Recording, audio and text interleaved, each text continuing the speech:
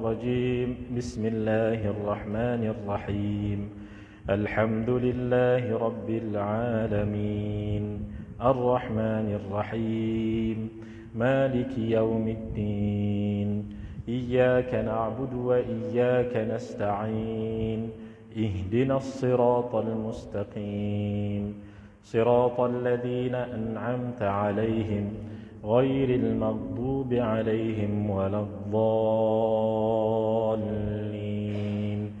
آمين.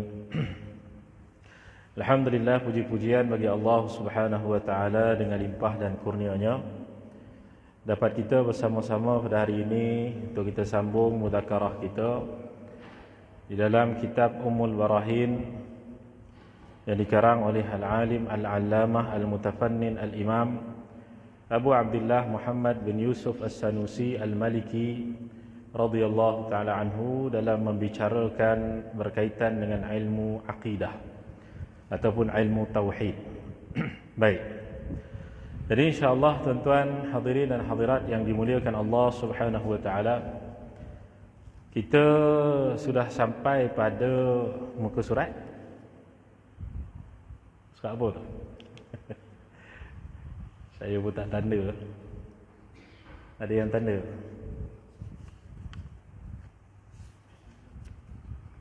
Mana? 9. Baik. 10. 5. 9.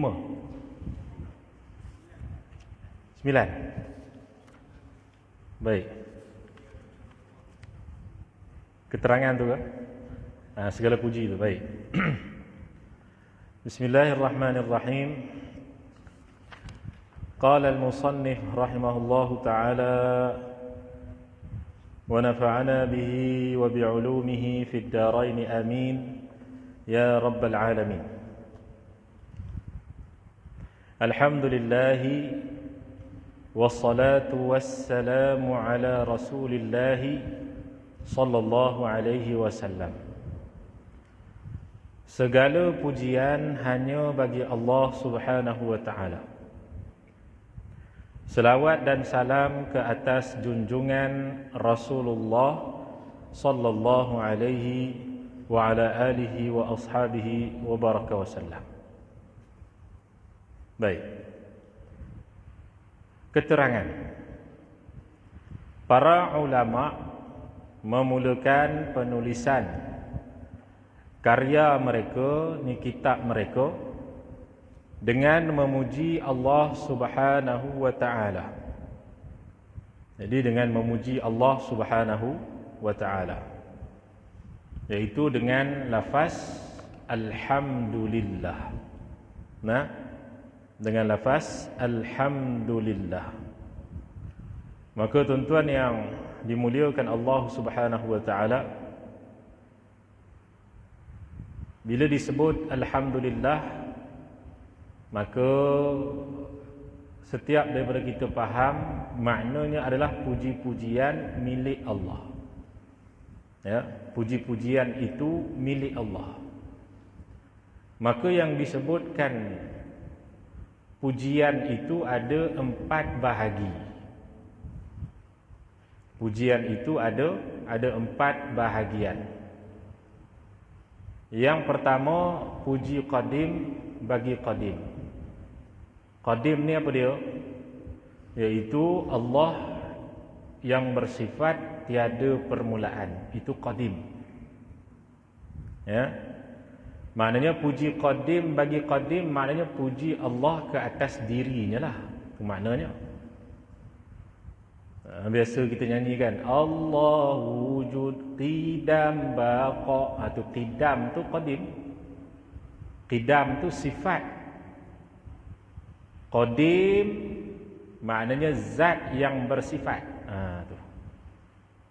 Qidam maknanya sifat tiada mula. Qadim maknanya Allah yang bersifat tiada mula. Tu. Boleh faham? Qidam tu dia hanya merujuk pada sifat. Tapi kalau qadim merujuk kepada Tuhan yang bersifat tiada mula. Tu qadim. Jadi puji qadim kepada qadim ataupun puji qidam kepada puji qadim kepada qadim. Iaitu apa? Puji Allah yang tiada mula kepada dirinya. Maknanya puji Allah kepada dirinya. Itu yang pertama. Ya. Banyaklah dalam ayat Quran kan. Innallaha ala kulli syai'in qadir. Sesungguhnya Allah Maha berkuasa atas setiap sesuatu, macam-macam lah. Dia puji diri dia. Yang kedua, puji qadim kepada hadis. Kepada apa? Kepada hadis. Puji Allah Ta'ala kepada hadis. Hadis ni apa dia? Bukan hadis Nabi itu, bukan. Hadis ni maknanya yang baharu. Yang baharu tu merujuk pada siapa? Makhluk lah. Maknanya puji Tuhan kepada makhluk. Itu yang kedua.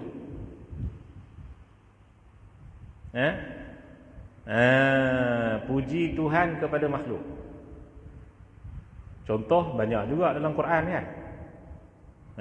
Ni'mal 'abdu innahu awwab. Sebaik-baik hamba yang sentiasa melakukan taubat. Itu contohlah. Baik. Yang ketiga, puji hadis kepada qadim. Hadis ni apa tadi? Yang baharu, iaitu makhluk lah. Puji makhluk kepada Tuhan. Ni yang ketiga. Macam mana? Selalu yang kita baca zikir tu subhanallah, alhamdulillah, Allahu akbar. Tu. Itu puji hadis kepada qadim. Puji makhluk kepada Tuhan. Dan yang keempat, puji hadis kepada hadis. Maknanya puji makhluk kepada makhluk. Macam tuan-tuan puji Tuan Imam. Sedap suara dia contohnya. Itu puji makhluk pada makhluk lah tu. Baik. Jadi ada 4 bahagian pujian. Satu, puji Allah kepada dirinya sendiri. Yang kedua, puji Allah memuji makhluknya. Yang ketiga, makhluknya memuji Allah. Dan yang keempat, makhluk memuji makhluk. Tu 4 jenis puji ni. Maka 4 jenis puji ni lillah. Li ni dengan makna apa? Lam lil milki. Maknanya hakikat sebenarnya kepunyaan Allah Ta'ala jua. Maknanya apa? Segala puji-puji hakikatnya milik Allah. Maknanya walaupun Allah memuji makhluknya, hakikat makhluknya itu adalah yang dijadikan olehnya. Makhluknya memuji dia, maka hakikatnya apa? Makhluk itu pun dijadikan oleh dia. Makhluk memuji makhluk, hakikatnya apa? Kita sedang memuji Tuan Imam yang suara sedap tadi tu, hakikatnya suara Tuan Imam, bahkan Tuan Imam tu sendiri dijadikan oleh Allah Ta'ala, hakikatnya kita sedang memuji Allah. Walaupun pada zahir kita puji Tuan Imam lah, tapi hakikat sebenar dia apa dia? Hakikat sebenar dia kita sedang memuji Allah Subhanahu wa Ta'ala yang menjadikan suara Tuan Imam tu sedap. Itu dia. Karena itu dikatakan alhamdulillah, puji-pujian milik Allah, ataupun puji-pujian tertentu bagi Allah. Bolehlah mana-mana. Baik. Maka dia kata apa? Kata pengarang kitab, kata syarih, kata pensyarah kitab, dia kata para ulama memulakan penulisan karya mereka dengan memuji Allah Subhanahu wa taala. Serta bersalawat ke atas Rasulullah sallallahu alaihi wa ala alihi wa ashabihi wa baraka wa sallam.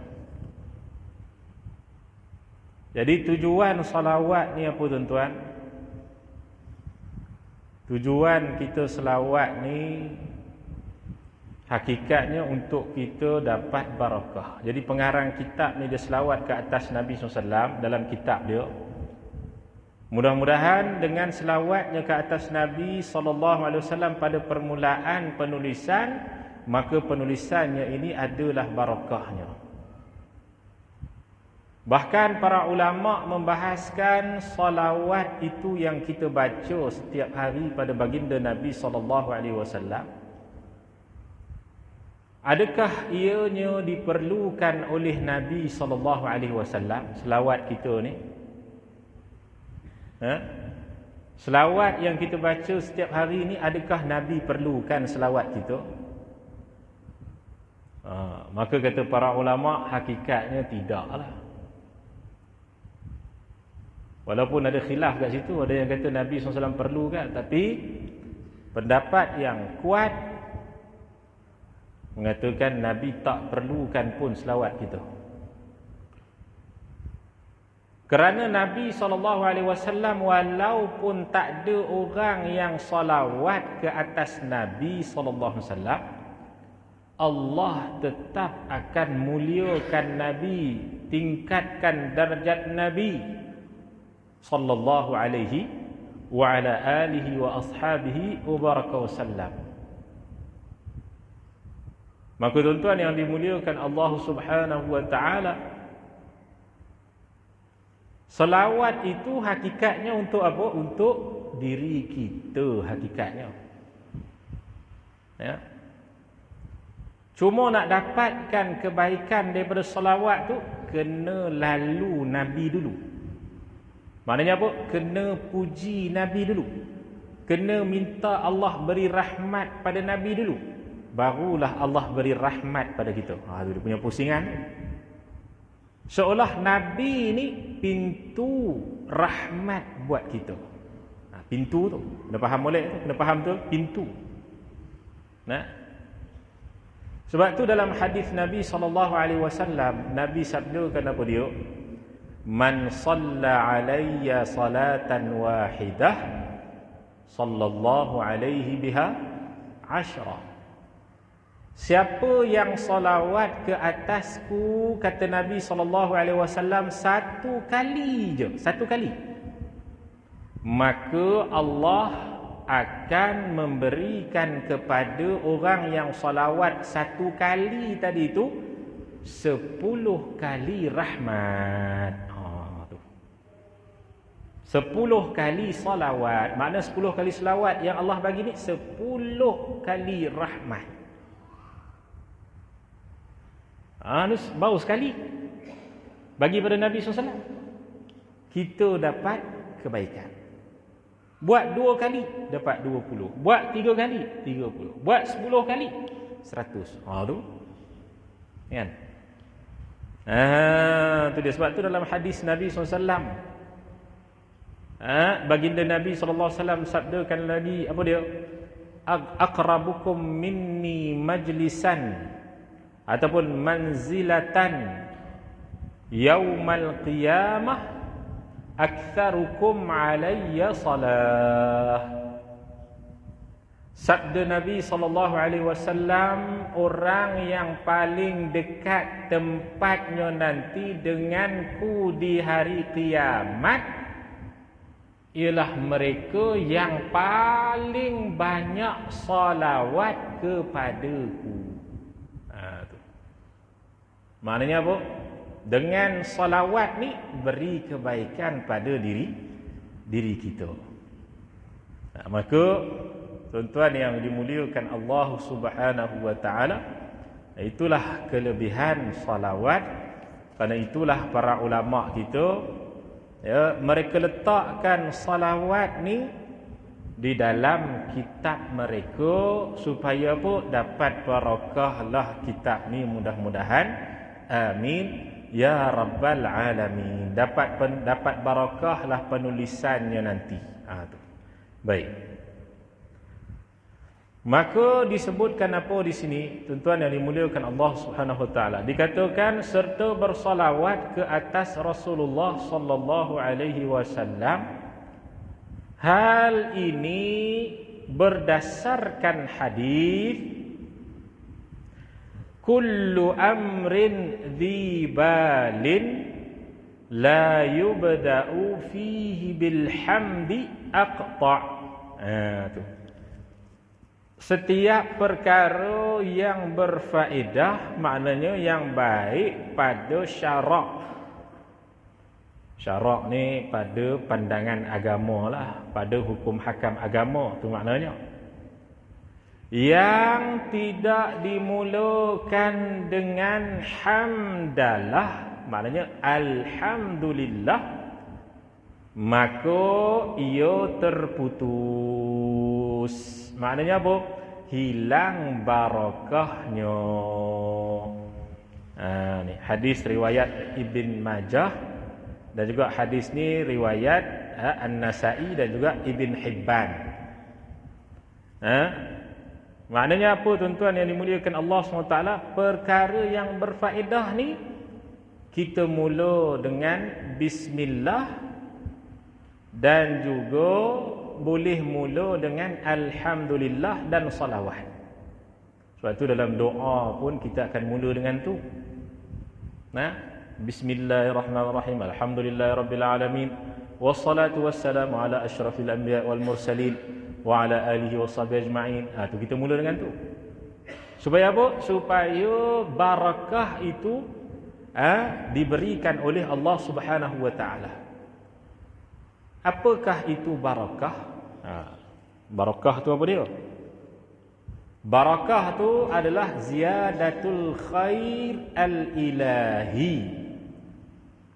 Bertambahnya kebaikan yang diberikan oleh Tuhan. Bertambah kebaikan yang bangsa ketuhanan. Ataupun kita kata bertambah kebaikan yang diberikan oleh Tuhan. Ziyadatul khair al-ilahi. Maknanya kalau kita mulakan sesuatu perkara yang berfaedah pada pandangan agama dengan bismillahirrahmanirrahim, dengan alhamdulillah, dengan salawat, ataupun sekurang-kurangnya dengan bismillahirrahmanirrahim, maka akan bertambahlah kebaikan daripada Allah Subhanahu wa taala. Kebaikan macam mana? Macam-macam. Kebaikan ni macam-macam.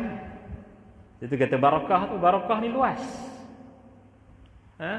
Kebaikan di sudut rezeki, kebaikan di sudut apa lagi? Ilmu, kebaikan di sudut amal, kebaikan di sudut taatnya, kebaikan di sudut macam-macam. Itu dia. Jadi tuan-tuan yang dimuliakan Allah Subhanahu wa taala, kerana itu disebutkan dalam hadis Nabi sallallahu alaihi wasallam, kalau tak mula dengan bismillah dan juga alhamdulillah, maka terputus, iaitu hilanglah barakahnya. Atau dengan satu lagi makna, iaitu kurang barakah. Itu pun boleh juga. Hilang barakah ataupun kurang barakah. Itu dia. Baik. Menurut Al-Imam An-Nawawi radhiyallahu taala anhu, sunat, maknanya hukum sunat ketika memulakan penulisan kitab dengan menulis hamdalah. Ini alhamdulillah. Seperti yang disebutkan sebelum ini.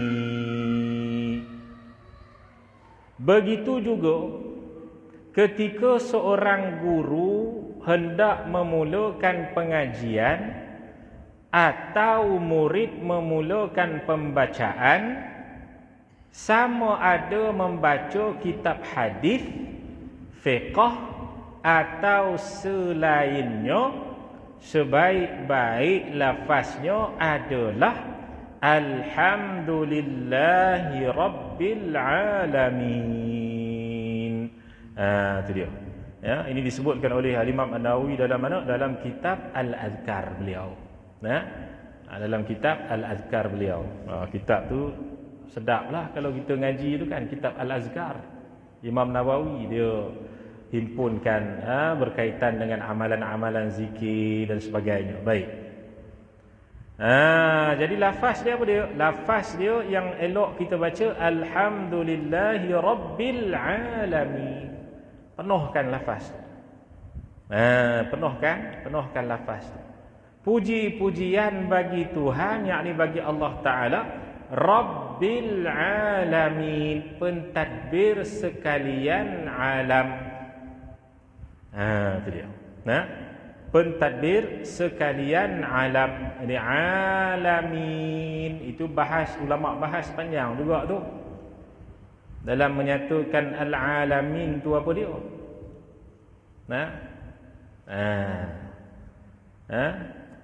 Jadi para ulama kata al-alamin tu yang khususnya dimaknakan dengan al-alamin iaitu yang berakal. Itu yang khususlah. Jadi yang berakal ni manusia jin. Kan? Itu dia. Maka bila masuknya manusia jin tu diuruskan ataupun ditadbir oleh Tuhan, termasuklah sekali tak berakal. Itu maknanya. Bila berakal pun diurus oleh Tuhan, apatah lagi tak berakal. Itu maknanya. Jadi ulama kata apa? Khusus pada makna al-alamin tu ialah apa? Yang berakal. Ditadbir oleh Rabbil alamin, pentadbir sekalian alam. Sekalian alam tu maknanya apa? Yang berakal. Itu pandangan, satu pandangan lah. Pandangan banyak lagi. Banyak lagi pandangan ulama dalam bab ni. Itu dia. Adapun pandangan yang lebih umum, iaitu alamin dengan makna alam itu iaitu kullu ma siwallah, apa-apa selain Allah. Itu alam. Apa-apa selain Allah itu adalah alam. Maknanya apa? Kita ni termasuk dalam alam. Binatang termasuk alam. Tumbuhan termasuk alam. Ini istilah dalam tauhid tu, alam tu maknanya apa? Apa-apa selain Allah. Tu. Baik. Maka tuan-tuan yang dimuliakan Allah Subhanahu wa taala, maka dikatakan oleh musannif rahimahullahu taala, dia kata apa lagi? Begitu juga bersalawat serta mengucap salam ke atas Rasulullah sallallahu alaihi wasallam. Maknanya begitu juga berselawat ni dengan makna apa? Dapat juga barakah. Serta mengucap salam ke atas Rasulullah sallallahu alaihi wasallam. Hal ini, iaitu selawat dan ucap salam tu, adalah berdasarkan kepada ayat Al-Quran. A'udzu billahi minasyaitonir rajim. Innallaha wa malaikatahu yusalluna 'alan nabi. Ya ayyuhalladzina amanu sallu 'alaihi wa sallimu taslima. Itu dia, sadaqallahul azim. Suratul Ahzab. Baik. Katanya apa? Bermaksud sesungguhnya Allah Subhanahu wa taala dan malaikatnya, malaikat Allah tu bersalawat, iaitu memberi segala penghormatan dan kebaikan kepada Nabi Muhammad sallallahu alaihi wasallam. Wahai orang-orang yang beriman, bersalawatlah kamu kepadanya, yakni kepada Nabi sallallahu alaihi wasallam, dan ucapkanlah salam sejahtera dengan penghormatan yang sepenuhnya. Itu makna ayat ni. Biasa kita dengar kan dalam khutbah Jumaat. Diseru untuk kita ni apa? Salawat ke atas baginda Nabi sallallahu alaihi wasallam. Maka dinyatakan dalam ayat ni sesungguhnya Allah salawat. Kemudian malaikat pun salawat. Kemudian setelah Allah bagi penyataan bahawa Allah bersalawat ke atas Nabi dan malaikat bersalawat ke atas Nabi, maka diperintah pula oleh Allah Ta'ala kepada orang beriman, hei orang beriman, wahai orang beriman, salawatlah kamu ke atas baginda Rasulullah sallallahu alaihi wasallam. Salawat dan salam. Sebab tu sebaik-baik selawat ni kita letakkan belakang tu wassalam juga. Ataupun kita letakkan wasallim ke, Allahumma salli wasallim ala sayyidina Muhammad. Tu sebaiknya. Allahumma salli ala sayyidina Muhammad wa ala ali sayyidina Muhammad. Apa namanya? Ataupun kita selawat ke atas Nabi SAW sallallahu ala sayyidina Muhammadin wa ala alihi wa sahbihi wasallam. Tu. Kalau salla sallam, dia panggil mutabaqah. Salla sallam. Kalau salli sallim. Tu. Itu biasa kita baca dalam tahiyat kan. Allahumma salli ala sayyidina Muhammadin wa ala ali sayyidina Muhammad kama sallaita ala Ibrahim wa ala ali Ibrahim wa barik ala sayyidina Muhammad wa ala ali sayyidina Muhammad kama barakta ala Ibrahim wa ala ali Ibrahim. Tak baca salim dalam tu. Tak baca. Tak baca tu. Cuma disebutkan dalam sebahagian daripada ulama kita mengatakan apa? Menambahkan salam ataupun salim itu menambahkan lagi sunatnya. Maknanya apa? Lebih baik, lebih afdal ditambahkan salam ataupun salim. Itu dia. Allahumma salli wa sallim ala sayyidina Muhammad. Boleh tak? Itu. Mungkin sebelum ni kita baca Allahumma salli ala sayyidina Muhammad je. Lepas daripada ni tambah. Satu sikit je tambah. Tak banyak. Itu dia. Makin tambah makin baik selawatnya. Tambah pula Allahumma salli wa sallim wa barik. Tambah lagi. Lihat. Ambil daripada mana dalil dia? Daripada dalil salawat Ibrahimiyah tu lah, yang kita baca dalam tahiyat tu. Wa barik ala sayyidina Muhammad wa ala ali sayyidina Muhammad kama barakta ala Ibrahim wa ala ali Ibrahim. Tu. Tambah lagi. Allahumma salli wa sallim wa barik ala sayyidina Muhammad. Tambah. Makin tambah dia tu, makin tinggi dia punya pahala dia. Makin sempurna bacaan tu. Tapi kalau tak tambah tak apa, tak ada masalah. Ni cuma kita nak bagi lagi baik. Ya. Baik. Maka tuan-tuan yang dimuliakan Allah, katanya apa? Allah selawat, malaikat selawat, kemudian Allah perintah orang beriman untuk selawat. Apa makna Allah selawat ni? Allah selawat macam makhluk selawat ke? Tu. Allah selawat maknanya Allah beri rahmat. Itu maknanya.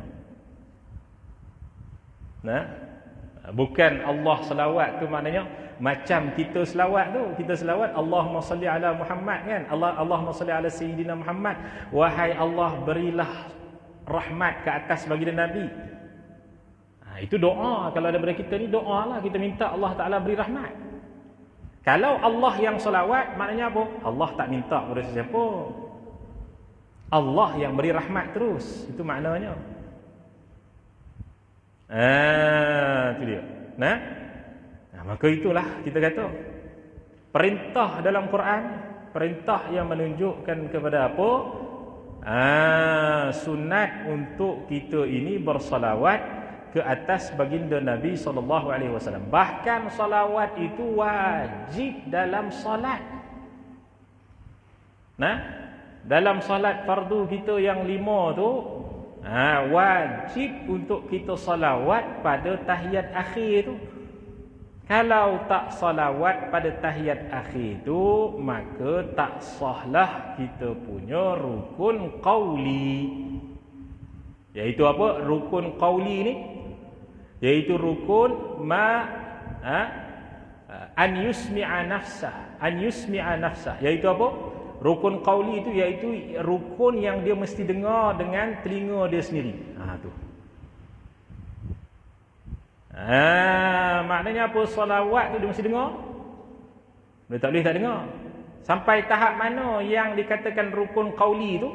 Sampai tahap Allahumma salli ala Sayyidina Muhammad. Sampai tahap tu. Kan?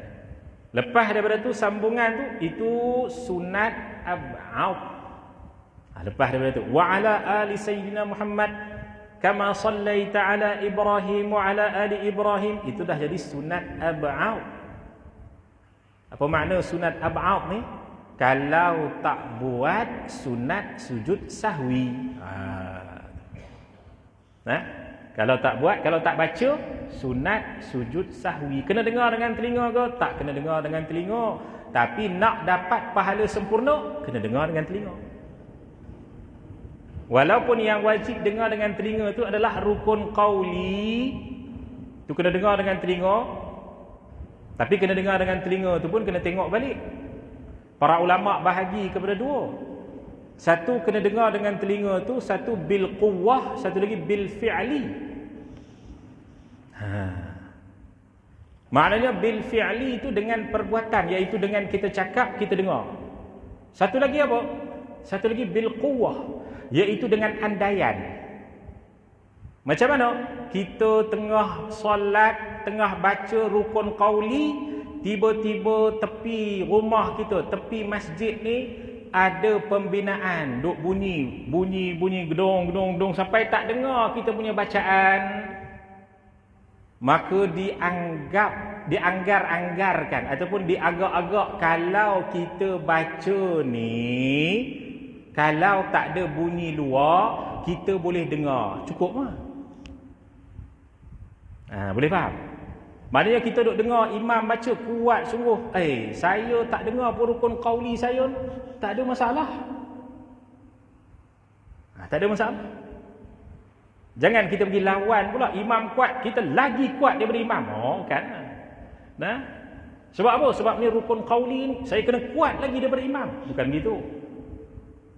Maknanya apa? Kita baca macam biasa. Agak-agak kalau tak ada suara yang kuat yang berdekatan dengan kita, nescaya kita boleh dengar, selesai. Walaupun kita tak dengar sebab ada bunyi kuat yang lain. Itu dipanggil bil quwwah. Dengan andaian lah. Itu dia. Baik. Maka tuan-tuan yang dimuliakan Allah SWT, maknanya salawat ni wajib dalam salat kita. Kalau tak dibaca salawat, maka tak sahlah salat kita. Tu nak bawa kepada apa? Betapa pentingnya salawat ni. Baik. Tu dia. Hal ini juga berdasarkan hadis Nabi sallallahu alaihi wasallam, man shalla alayya fi kitabin lam tazalil malaikatu tastaghfiru lahu ma damasmi fi dhalikal kitab. Itu dia. Yang bermaksud sesiapa yang bersolawat, iaitu salah satu caranya menulis solawat. Dia solawat ni banyak. Satu dengan lafaz, satu dengan apa? Dengan tulis. Kita tulis Allahumma salli ala sayyidina Muhammad. Katanya apa? Sesiapa yang bersolawat, salah satu caranya menulis solawat ke atasku di dalam kitabnya, maka para malaikat akan sentiasa memohon keampunan untuknya selagi namaku tercatat di dalam kitab tersebut. Ini riwayat mana? Riwayat Al-Imam At-Tabarani dalam Al-Awsat. Ini kitab apa namanya? daripada Al-Imam At-Tabrani dan juga Abu Syekh dalam kitab Ats-Tsawab dan Al-Mustaghfiri dalam kitab Ad-Da'awat daripada Abu Hurairah radhiyallahu taala anhu. Ni dia punya riwayat-riwayat kan. Jadi sebab tu sebahagian guru pondok, guru madrasah ke, mereka karang kitab selawat. Mereka tulis banyak. Ya, kadang-kadang tu dia tulis selawat biasa je, letak pada satu kertas. Sebab apa? Nak ambil, nak ikut kepada hadis ni. Selagi mana ada tulisan salawat tu pada kitab dia, selagi itulah malaikat akan pohon ampunan pada orang yang tulis salawat tu. Jadi kalau tuan-tuan nak tulis pada kitab, tuan-tuan boleh. Tu dia. Sebab tu banyak kitab salawat kan, ulama-ulama kita karang. Al-Imam Al-Jazuli, kitab apa? Kitab Dalailul Khairat. Antaranya kitab Al-Barakat Al-Makkiyah. Dan banyak lagi lah kitab-kitab salawat ni, subhanallah. Bahkan kitab Dalailul Khairat tu, tuan-tuan yang dimuliakan Allah, dikatakan dulu ni apa namanya, memang sentiasa menjadi bacaan rutin pondok-pondok, madrasah dan sebagainya, sampailah ke hari ini pun. Dalailul Khairat.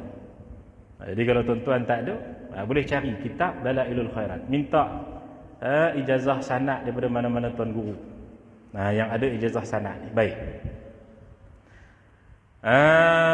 Jadi tuan-tuan yang dimuliakan Allah Subhanahu wa taala, maka itulah kita kata kelebihan selawat ni. Bukan sekadar baca, bahkan tulis pun ada dia punya kelebihan dia.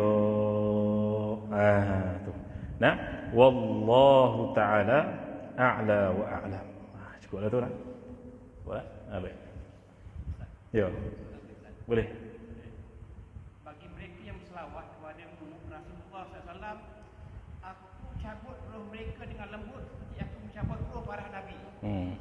Selawat ini pahalanya besar dan tak akan turun. Pahalanya terus naik dan tak akan turun. Soalan saya, Ustaz, pahala solat, pahala haji, pahala puasa, pahala amal kebajikan lain, di akhirat nanti orang lain boleh ambil pahala kita sebab dosa-dosa kita kepada mereka. Tetapi kenapa pahala selawat ni orang lain tak boleh ambil, Ustaz? Apa soalan ni, Ustaz? Kenapa pahala selawat ni orang lain tak boleh ambil? Kalau pahala lain tu, kita berumpat ke, kita buat nyaya ke orang, saham tu habis lah. saham kita habis. Bankrupt mana? Kita boleh bankrupt. Tapi selawat ni orang lain tak boleh ambil, Ustaz. Tak boleh ambil.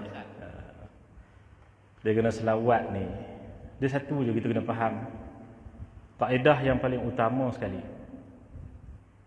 apa-apa yang berkait dengan, yang dikaitkan dengan baginda Nabi SAW, maka Allah akan jaga, Allah akan muliakan. Apa-apa yang dihubungkan amalannya itu dengan baginda Nabi SAW, maka Allah Subhanahu wa taala akan jaga. Kenapa? Dia telah hubungkan hatinya, ikatannya, rabitahnya dengan Habibullah, iaitu kekasihnya Allah Subhanahu wa taala. Sebab itu kita tengok apa-apa yang ada kaitan dengan Nabi, semua Allah muliakan. Semua Allah Subhanahu wa taala muliakan. Orang yang sebut nama Nabi, Allah taala muliakan. Orang yang ikut kehidupan Nabi SAW, Allah muliakan. Disebutkan dalam Al-Quran, bahawasanya sekiranya kamu, qul in kuntum tuhibbunallah fattabi'uni yuhibbukumullah wa yaghfir lakum dunubakum. Katakanlah, in kuntum tuhibbunallah, sekiranya kamu cinta kepada Allah, fattabi'uni, ikutilah aku, ikutilah Nabi. Yuhibbukumullah. Apa balasan dia? Apa ganjaran dia? Bila kamu ikut Nabi SAW, kamu akan dicintai oleh Allah. Wa yaghfir lakum dunubakum, kamu akan diampunkan bagi kamu segala dosa-dosa kamu. Tu. Maknanya apa? Orang yang ikut Nabi, hakikatnya dia cinta kepada Allah Subhanahu wa taala. Maknanya bila dia ikut Nabi SAW, Allah akan berikan rahmat kepada orang yang ikut Nabi SAW. Salah satu tanda ikut adalah dengan ingat dan sebut. Jadi kita sebut tu kenapa? Kerana ingat. Maka kita pun salawatlah ke atas Nabi SAW sebagai tanda ingatan kita kepada Nabi SAW. Maka bila kita dah berikan tanda ingatan tu kepada Nabi SAW, Allah akan beri rahmat, Allah akan ampunkan. Kerana itu adalah perkara yang khusus. Apatah lagi dalam bab salawat ke atas Nabi SAW, kerana dia berkait ikatan tu dengan baginda Nabi SAW wa ala alihi wa ashabihi wa baraka wasallam. Sebab itu apa-apa yang ada kaitan dengan Nabi SAW, apa? Pohon kurma diduduk oleh Nabi SAW, disandari oleh baginda Nabi SAW. Akhirnya apa? Akan nanti ditanam di dalam syurga, lalu buah-buahnya dimakan oleh para anbiya wal mursalin, para nabi-nabi dan para rasul. Karena apa? Kerana dia ada kaitan dengan Nabi SAW. Nabi sandar je pada dia. Tapi dengan sandarnya Nabi SAW pada dia, akhirnya Allah muliakan dia. Tengah khutbah menangis sehingga didengari oleh Nabi dan juga para sahabat radhiyallahu alaihim ajma'in. Akhirnya ditenangkan oleh baginda Nabi SAW seperti mana Nabi menenangkan seorang bayi yang kecil. Akhirnya ditenangkan, kemudian ditanya oleh baginda Nabi SAW, wahai pohon kurma, aku berikan kamu dua pilihan. Sama ada kamu ingin hidup selamanya di atas muka bumi ini, ataupun kamu ingin diwafatkan, lalu kamu nanti akan ditumbuhkan di syurga, buah-buahan kamu itu dimakan oleh para anbiya, para nabi-nabi alaihi salatu wassalam. Apa permintaan pohon kurma? Diwafatkan. Akhirnya apa? Dimakamkan di bawah mimbar Nabi sallallahu alaihi wasallam. Ini di Masjid Nabawi. Apa lagi yang berkait dengan baginda Nabi SAW? Unta Nabi sallallahu alaihi wasallam. Nah, unta Nabi sallallahu alaihi wasallam namanya Qaswa. Qaswa yang mana unta ini selalu ditunggangi oleh baginda Nabi sallallahu alaihi wasallam.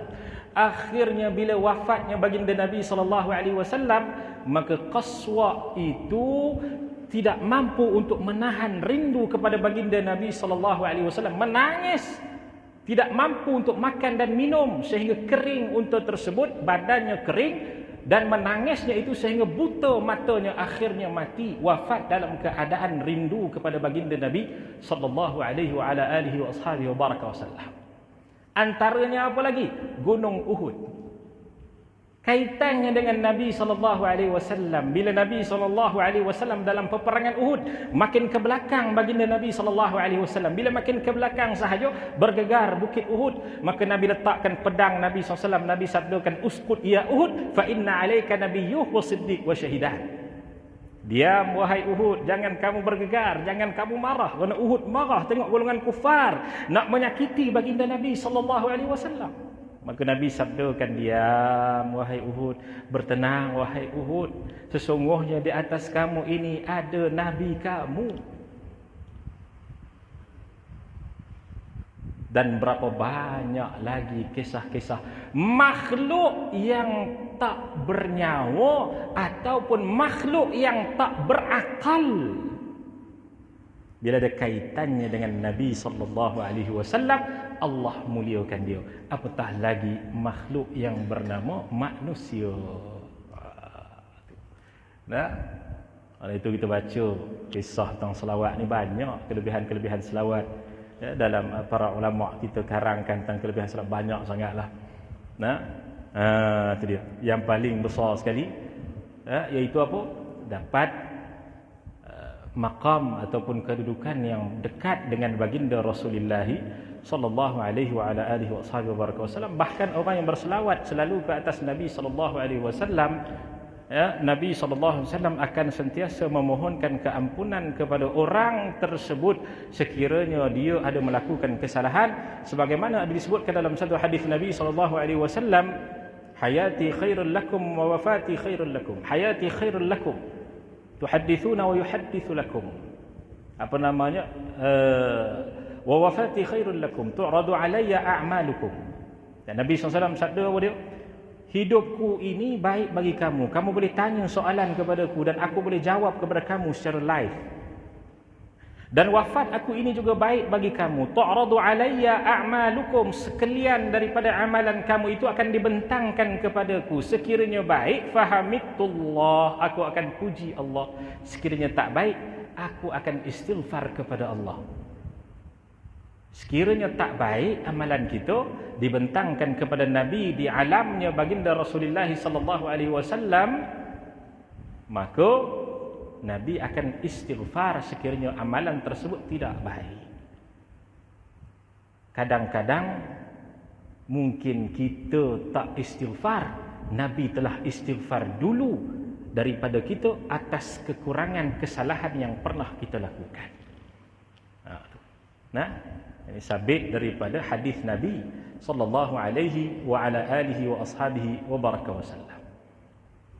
Maka tuan-tuan yang dimuliakan Allah Subhanahu wa taala, itu kita kena faham apa-apa yang berkait dengan Nabi SAW, semua Allah Subhanahu wa taala muliakan, dan itulah yang menjadi syafa'atul uzma, pembantu yang teragung ataupun yang paling besar yang diizinkan oleh Allah Subhanahu wa taala untuk bantu kita nanti di hari akhirat. Sebagaimana Nabi SAW sabdakan, syafa'ati li ahlil kabairi min ummati.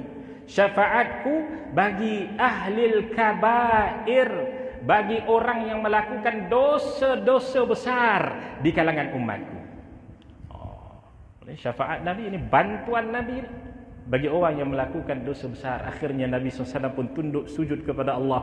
Lama tunduk sujudnya, akhirnya Allah Subhanahu wa taala firmankan kepada baginda Nabi SAW, ya Muhammad, irfa' raksak, irfa' raksak, sal tu'ta, washfa' tushaffa'. Allah Ta'ala firman pada Nabi SAW, wahai Muhammad, angkatlah kepalamu daripada sujud yang lama itu. Kerana Nabi di akhirat nanti akan sujud minta kepada Allah. Tengok ada umatnya masuk dalam neraka, Nabi akan sujud lagi. Tengok dia masuk dalam neraka, Nabi sujud lama kepada Allah Subhanahu Wa Ta'ala. Akhirnya Allah firmankan kepada baginda Nabi SAW, irfa' ra'sak, angkatlah kepalamu wahai Muhammad, sal tu'tah, kamu mintalah kepadaku, kata Allah Ta'ala, aku akan beri apa kamu minta. Washfa' tushaffa', bantu siapa kamu nak bantu. Nah, kerana siapa? Kerana dia adalah Habibullah, kekasih Allah. Kerana itu terima kasih kepada Allah yang menjadikan kita umat kepada Habibullah, kekasih Allah Subhanahu wa ta'ala, yang nikmat ini takkan dirasai oleh umat selain daripada umat Muhammad sallallahu alaihi wa ala alihi wa ashabihi wa baraka wasallam. Jadi itu sahaja, aqulu qawli hadza wa astaghfirullahal azim li wa lakum. Wassalamu alaikum warahmatullahi wabarakatuh.